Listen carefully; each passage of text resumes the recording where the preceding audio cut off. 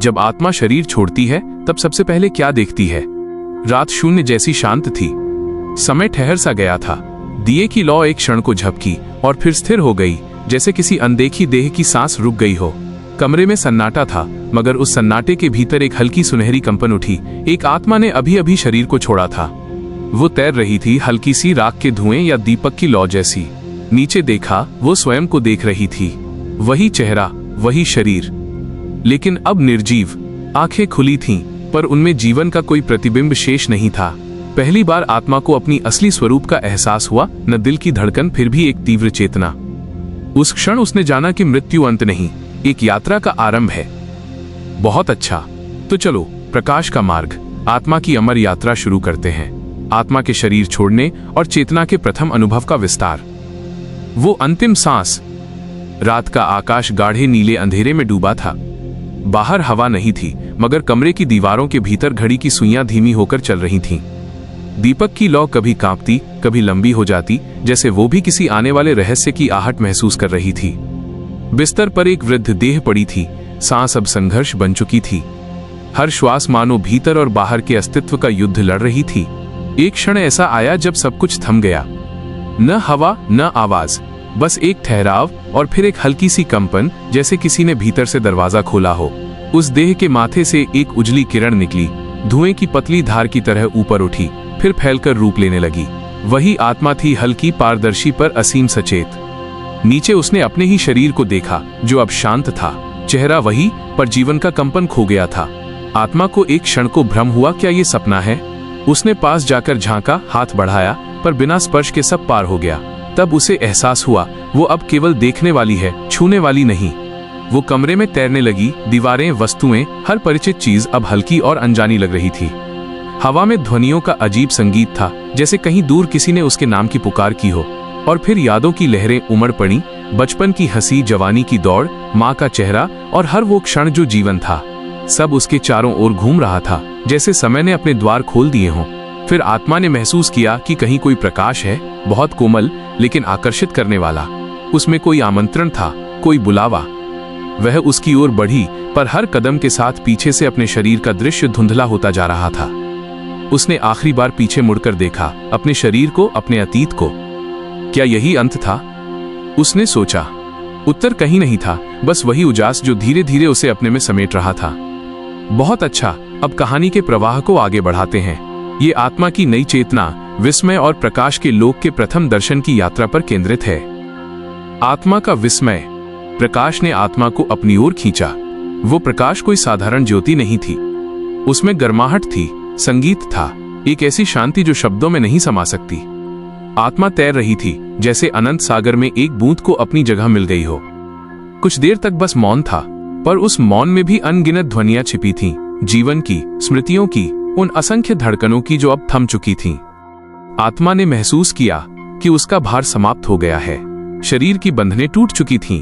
अब कोई दर्द नहीं, कोई थकान नहीं, सिर्फ चेतना थी, निर्मल और स्वतंत्र।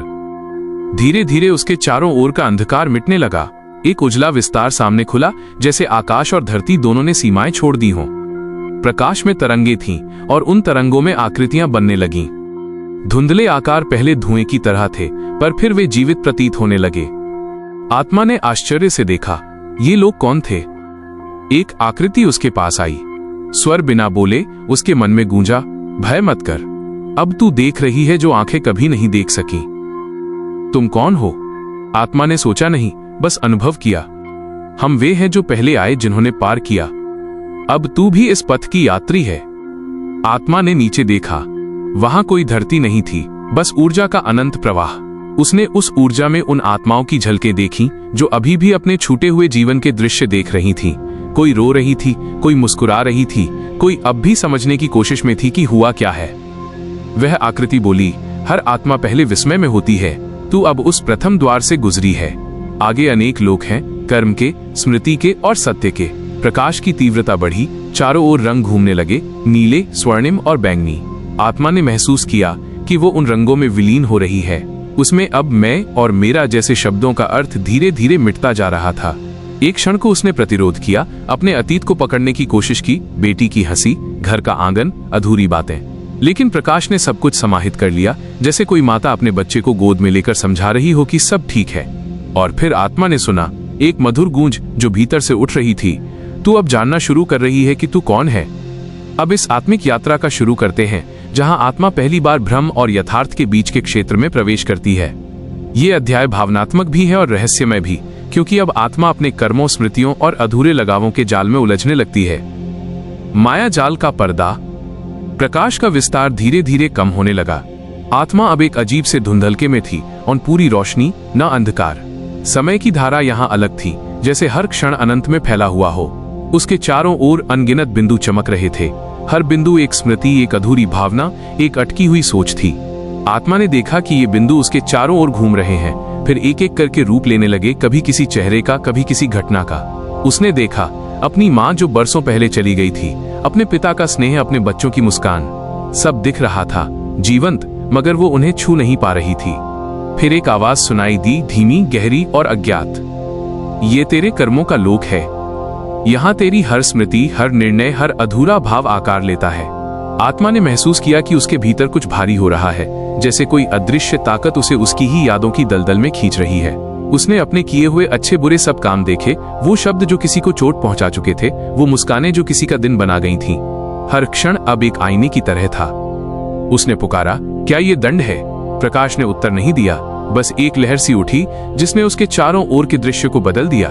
अब वो एक बड़े हॉल में थी। दीवारें नहीं थी, केवल तरल ऊर्जा बह रही थी। वहां और भी आत्माएं थीं, कुछ रो रही थीं, कुछ शांत थीं, कुछ अपने अतीत से जूझ रही थीं। एक और आत्मा उसके पास आई, चेहरा धुंधला पर भावना स्पष्ट।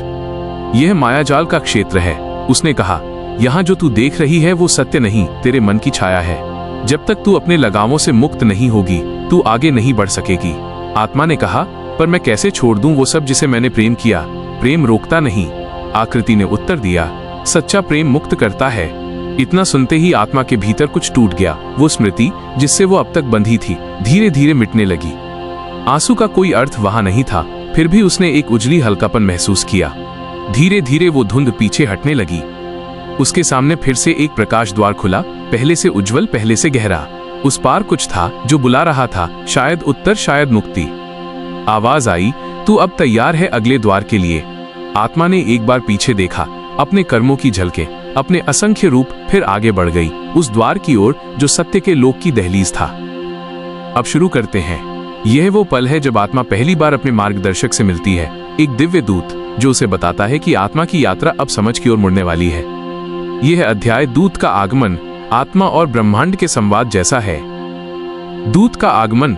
प्रकाश द्वार के पार जब आत्मा ने कदम बढ़ाया तो एक विलक्षण सन्नाटा उसके चारों ओर फैल गया। न कोई ध्वनि, न कोई गंध, न कोई रंग, बस अस्तित्व की धड़कन थी, शब्दहीन लेकिन सब कुछ कहती हुई। ऐसा लगा मानो वह स्वयं समय के भीतर चल रही हो।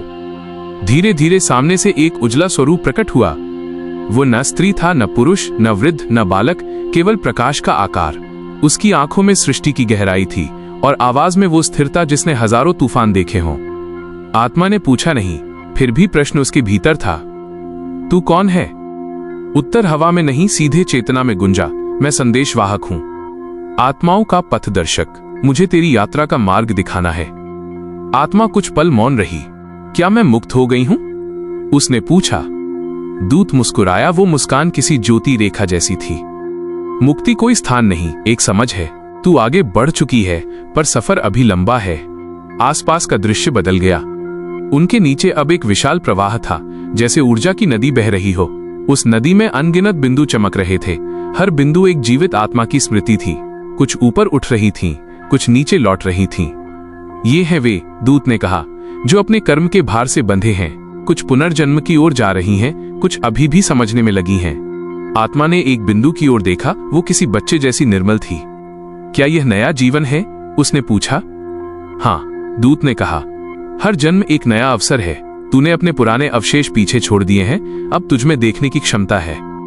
अगले लोक में तू अपने कर्मों का अर्थ समझेगी, न केवल परिणाम। आत्मा ने महसूस किया कि उसके भीतर एक हल्की कंपन उठ रही थी, जैसे कोई जागृति जन्म ले रही हो। अब वो अपने बीते जीवन को अलग दृष्टि से देख रही थी। जहां पहले पछतावा था, वहां अब समझ थी। जहां दर्द था, वहां करुणा थी। दूत ने कहा, मनुष्य जीवन विद्यालय है, मृत्यु उसका द्वार। आत्मा सीखने आई थी, अब सीख का सार तुझे देखना है। थोड़ी दूरी पर एक और द्वार चमकने लगा, इस बार स्वर्णिम, पर उसके किनारों पर नीली लौ जल रही थी। दूत ने इशारा किया, ये द्वार सत्य के लोक का है। वहां जाने से पहले एक प्रश्न तुझे स्वयं से पूछना होगा, क्या तेरा हृदय अब निर्भर है? आत्मा ने अपने भीतर झांका। अंधकूप की जगह अब प्रकाश था। उसने कहा, हाँ मैं तैयार हूं। दूत की मुस्कान और चमक उठी। तो चल, अब तू देखेगी जो कभी किसी ने नहीं देखा। और वे दोनों उस द्वार में समा गए। चारों ओर ध्वनि उठी, इन शब्दों में बल्कि चेतना में यात्रा अब समझ की ओर है। यहाँ आत्मा अपने दूत के साथ लोकों की यात्रा पर निकलती है, जहाँ वह अस्तित्व के विभिन्न स्तरों को देखती है, स्वर्गीय प्रकाश से लेकर कर्म के संतुलन तक। यह अध्याय विशाल और दार्शनिक दोनों है, क्योंकि इसमें आत्मा सृष्टि की पूरी संरचना को अनुभव करने लगती है। लोकों की यात्रा। स्वर्णिम द्वार खुला और उसके पार एक गगन मार्ग फैला हुआ था, जैसे प्रकाश की नदियां आकाश में बह रही हों। दूत ने कहा, यह मार्ग आत्माओं का महापथ है। हर लोक, हर स्तर एक अनुभव का घेरा है। आज तू देखेगी वो जो जीवन की सीमाओं में छिपा था। आत्मा अब हल्के प्रवाह में आगे बढ़ रही थी। नीचे कोई धरती नहीं थी, फिर भी उसे हर दिशा में गति का अनुभव हो रहा था। चारों ओर प्रकाश की लहरें थीं, जिनमें से कभी कोई आकृति उभरती, कभी विलीन हो जाती। हर एक आकृति किसी बीते युग की, किसी आत्मा की या किसी विचार की प्रतीत होती थी। पहला लोक उभरा, स्वर्गीय लोक। वहां प्रकाश सोने की तरह झिलमिला रहा था। आत्माएं वहां गान कर रही थीं, आत्मिक शांति में लीन थीं। कोई दुख नहीं, कोई तृष्णा नहीं। आत्मा को लगा जैसे वो किसी शाश्वत संगीत के भीतर खड़ी है। क्या यही मुक्ति है? आत्मा ने पूछा। दूत ने उत्तर दिया, नहीं, यह विश्राम का लोक है, न लक्ष्य न अंत। यहां वे ठहरते हैं जिन्होंने संतुलन पाया है, पर अभी पूर्ण ज्ञान नहीं। फिर दृश्य बदला। वे एक ऐसे लोक में पहुंचे जहां अंधकार का प्रवाह था, पर वो विनाशक नहीं बल्कि गंभीर था। वहां आत्माएं अपने कर्मों का चिंतन कर रही थीं, जैसे गुरु के सामने विद्यार्थी अपने अनुभव का अर्थ खोजते हैं। यह कर्मलोक है, दूत ने कहा। यहाँ आत्मा अपने हर कार्य को उसकी जड़ तक जाकर समझती है। ये वही क्षण है जब तू देखती है कि तेरी हर सोच, हर क्रिया ने ब्रह्मांड की गति को कैसे प्रभावित किया। आत्मा ने देखा, एक छोटा सा दया भाव किसी के जीवन का रास्ता बदल गया था, और एक कठोर शब्द ने वर्षों की पीड़ा जन्म दी थी। तो कुछ भी व्यर्थ नहीं? उसने कहा। कुछ भी नहीं, दूत बोला। हर तरंग किसी न किसी सागर तक पहुंचती ही है। फिर उन्होंने एक तीसरा लोक पार किया, जहां कोई आकार नहीं था, केवल चेतना के रंग थे। वहां समय का कोई अस्तित्व नहीं। आत्मा ने वहां अपने असंख्य रूप देखे, हर जन्म, हर युग, हर पहचान, पिछले जीवनों की झलकें, परिवर्तनशील शरीरों की संगति। अब उसे समझ आने लगी थी कि वो सिर्फ एक व्यक्ति नहीं, अनुभवों का एक अनंत वृक्ष है। दूत ने कहा, यह ज्ञान लोक है। यहाँ आत्मा स्वयं को पहचानना शुरू करती है। जब यह समझ पूरी हो जाती है कि मैं सब में हूं और सब मुझ में है, तभी सत्यलोक के द्वार खुलते हैं।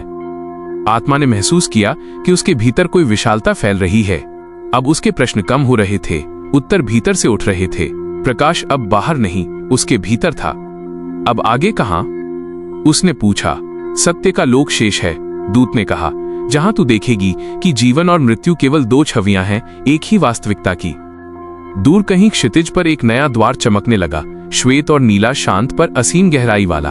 आत्मा ने जाना अब यात्रा उस मूल स्रोत की ओर है, जहां सृष्टि की धड़कन आरंभ हुई। सत्य का दर्शन। सफेद नीले द्वार के पार प्रवेश करते ही सब कुछ शांत हो गया। अब न कोई लोक था, न दिशा, न समय, केवल विस्तार, अनंत, अनश्वर। आत्मा को महसूस हुआ जैसे वो किसी विशाल महासागर की एक बूंद हो, जो उसी समुद्र में घुलने को तैयार है जिससे वो जन्मी थी। दूत अब और भी उज्जवल प्रतीत हो रहा था। प्रकाश उसके रूप से फैलकर सर्वत्र पसर गया था, मानो वह उसी ब्रह्म ऊर्जा का अंश हो जिसका आभास अब आत्मा के भीतर भी था। यह सत्य लोक है, उसकी आवाज गूंजी, जहां न प्रश्न है न उत्तर, यहाँ केवल अनुभूति शेष रहती है। आत्मा ने चारों ओर देखा, पर वहां कुछ दिख नहीं रहा था, क्योंकि देखने की आवश्यकता ही नहीं रही। हर दिशा का अर्थ अब एक ही था, हर स्वरूप उसी एक तत्व में ढल गया था, और उसी तत्व में आत्मा को अपने अस्तित्व की असली गूंज सुनाई दी। वह गूंज कह रही थी, तू वही है जिससे सब उत्पन्न हुआ। जीवन तेरे भीतर था और मृत्यु भी तू ही है। आत्मा ने आश्चर्य से पूछा, तो क्या मैं ही सब कुछ हूं? प्रकाश का स्पर्श उत्तर बनकर प्रकट हुआ। जब तू मैं कहती है, उसी क्षण तू सीमित हो जाती है। जब तू सब बन जाती है, तब तू अनंत हो जाती है। धीरे धीरे उसने अपने समस्त रूप खोने शुरू कर दिए। अब न वो स्त्री थी, न पुरुष, न कोई नाम, न कोई चेहरा, केवल चेतना थी, शांत और समझ से परिपूर्ण। हर प्रश्न का उत्तर उसी मौन में था। उस मौन में आत्मा ने देखा कि ब्रह्मांड स्वयं एक श्वास की तरह धड़क रहा है। हर जन्म एक श्वास का लेना, हर मृत्यु उस श्वास का छोड़ना, और हर आत्मा उसी श्वास की लय में बंधी है, एक चक्र में जो कभी रुकता नहीं। वह अनुभव अब शब्दों में नहीं कहा जा सकता था। उसने समझ लिया कि मृत्यु कोई अंत नहीं, बल्कि वापसी है, जैसे नदी का सागर में मिलना। तो ये है सत्य, आत्मा ने जाने अनजाने कहा। दूत ने कहा, सत्य न खोजा जाता है, न पाया जाता है, सत्य याद किया जाता है। ये वही है जिससे तू आई थी और जहां तुझे लौटना था। प्रकाश ने आत्मा को अपने में समेट लिया। अब किसी दिशा का अस्तित्व नहीं रहा। समय का प्रवाह ठहर गया। केवल एक अनंत सामंजस्य बचा, ब्रह्म की श्वास, जिसमें सृष्टि का संगीत गूंजता रहा। फिर एक पल ऐसा आया जब आत्मा ने अपनी सीमाएं पूरी तरह छोड़ दी। वो अब अलग नहीं रही। वही ब्रह्म थी, वही सृष्टि, वही चेतना। जीवन और मृत्यु अब एक ही अर्थ में बदल चुके थे, होना। अब इस आत्मिक महाकाव्य का शुरू करते हैं, जिसका शीर्षक है पुनर्जन्म का निर्णय। यह अध्याय समझ और अनुभव के बाद मिलने वाली उस शांति का वर्णन करता है, जहां आत्मा पहली बार अपने अगले गंतव्य को स्वयं देखती और चुनती है। पुनर्जन्म का निर्णय। सत्यलोक की उस अनंत शांति में आत्मा सागर की किसी लहर जैसी थी, पूर्ण पर गतिशील। वह अब जान चुकी थी कि वह स्वयं ही जीवन की धारा है, न उसका कोई आरंभ, न कोई अंत। फिर भी उस चेतना के भीतर कहीं एक हल्की तरंग उठी, जैसे किसी स्मृति ने धीमे से स्पर्श किया हो। वो अनुभव प्रेम की तरह था, करुणा की तरह। दूत फिर प्रकट हुआ, अब पहले से भी अधिक प्रकाशमय। उसकी आंखों में शांत मधुरता थी। तू सत्य देख चुकी है, उसने कहा। अब निर्णय तेरा है। चाहे तो इस ज्योति में विलीन हो जा, चाहे तो लौट जा उस संसार में जहां अनुभव अधूरे हैं। आत्मा मौन रही। उसने उस शब्द विलीन में मुक्ति सुनी, पर साथ ही लौट में आदान प्रदान की चाह भी। उसने पूछा, क्या कोई मुझे वहां याद करता है? दूत ने उत्तर दिया, हर स्मृति कंपन बनकर ब्रह्मांड में रहती है। जो तुझे प्रेम से याद करते हैं, उनका भाव अब भी तुझ तक पहुंचता है। ये सुनते ही आत्मा के भीतर एक रोशनी लहराई। उसने देखा पृथ्वी पर एक कोना जहां उसका परिवार बैठा था। आंसू थे, प्रार्थनाएं थी, और वो स्मरण जिसे अब तक वो छोड़ नहीं पाई थी। उसके भीतर कुछ हिला। तो प्रेम अब भी वहां है, उसने कहा। प्रेम सदैव रहता है, दूत ने कहा। वही तो कारण है कि आत्माएं लौटती हैं। आत्मा ने धीरे धीरे अपने चारों ओर के उजाले को महसूस किया। उस प्रकाश में अनगिनत बिंदु घूम रहे थे, सभी आत्माएं जो नए जन्म चुनने की तैयारी में थीं। प्रत्येक आत्मा के चारों ओर रंग बदलते, कभी हल्के गुलाबी, कभी सुनहरे, कभी नीले। दूत बोला, ये रंग उनके कर्म हैं, उनके संस्कार हैं। इसी आधार पर वे अपने अगले जीवन की परिस्थितियां रचती हैं। अब आत्मा के सामने भी दृश्य खुला। एक छोटा बालक नए जन्म की तैयारी में, एक परिवार जो किसी चमत्कार की आशा कर रहा था। आत्मा ने देखा कि वहां उसकी कोई अधूरी बात पूरी हो सकती है, कोई अधूरी सीख फिर से शुरू हो सकती है। पर क्या मैं वही रहूंगी? आत्मा ने पूछा। दूत मुस्कुराया, तू वही रहेगी जो चेतना है, पर शरीर, नाम, स्मृति सब नए होंगे। बीते जीवन का सार तेरे भीतर बीज बनकर रहेगा, पर पेड़ नया होगा। उसने कुछ देर मौन में खड़ी रहकर सब अनुभव किया। वो प्रेम जो छोड़ना कठिन था, वो समझ जो अब मिल चुकी थी, और वो संभावना जो आगे थी। फिर उसने कहा, मैं लौटना चाहती हूँ, अपूर्ण को पूर्ण करने। दूत ने हाथ बढ़ाया और उसके स्पर्श साथ ही हवा में रंगों की लहर उठी। चारों ओर से ऊर्जा उसके भीतर उतरने लगी। दूर कहीं कोई नई जन्मध्वनि गूंजी, एक बच्चे की पहली किलकारी, और ब्रह्मांड की श्वास ने मुस्कुराकर कहा, यात्रा फिर आरंभ हुई। प्रकाश धीरे धीरे फीका पड़ने लगा। आत्मा अब नई देह की ओर उतर रही थी, उस धरती पर जहां फिर से समय, प्रेम, पीड़ा और चेतना उसका इंतजार कर रहे थे। और ऊपर उस अनंत लोक में दूत की आवाज गूंजी, हर जीवन लौटना नहीं सीखना है। जो समझ चुका है वही सच में जन्म लेता है। यह अध्याय आत्मा की वापसी, नए जीवन की पहली धड़कन और उस अनंत चक्र की अनुभूति का प्रतीक है, जहां अंत और आरंभ एक हो जाते हैं। समापन। धरती पर भोर की हल्की रोशनी फैल रही थी। आसमान में गुलाबी और सुनहरे रंग मिलकर एक नई सुबह रच रहे थे। एक छोटे से घर में एक नवजात शिशु ने पहली सांस ली, हल्की पर स्पष्ट। कमरे में उपस्थित सबने राहत महसूस की, जैसे किसी अदृश्य चमत्कार ने दरवाजे पर दस्तक दी हो। वही आत्मा अब उस शिशु की देह में उतर चुकी थी। वो अनजान थी, पर भीतर कहीं एक गहराई में शांत कंपन था, जैसे कोई पुरानी स्मृति जो शब्दों में नहीं केवल अनुभूति में बसी हो। हर नई सांस के साथ वो इस संसार को महसूस कर रही थी, हवा की ठंडक, माँ की गर्माहट, जीवन की गंध। उसी क्षण दूर कहीं सत्यलोक में दूत मुस्कुरा रहा था।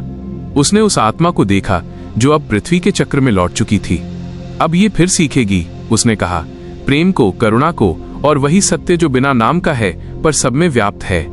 समय बीतने लगा और उस शिशु के माध्यम से आत्मा ने दुनिया को दोबारा देखना शुरू किया, भ्रम, पीड़ा, आनंद और आशा। मगर इस बार उसके भीतर कोई हल्का प्रकाश सदैव जलता रहा, जो उसे याद दिलाता रहा कि जो दिखता है वो सब नहीं है। कभी कभी वो मौन में मुस्कुरा उठती, जैसे किसी पुरानी भाषा की गूंज भीतर से फुसफुसा रही हो, तू वही है जो लौटाती है जीवन को अर्थ। और इसी के साथ वो अनंत चक्र पूरा हुआ। मृत्यु ने जन्म को जन्म दिया और जन्म ने मृत्यु की गूढ़ता को अर्थ दिया। ब्रह्मांड की वही श्वास फिर चल पड़ी, जिसमें हर आत्मा एक संगीत की धुन बनकर गूंज रही थी, कभी दर्द, कभी शांति, कभी प्रेम। शुरुआत वहीं लौट आई जहां अंत था। सत्य अब मौन था, पर वो मौन ही सृष्टि की ध्वनि बन चुका था।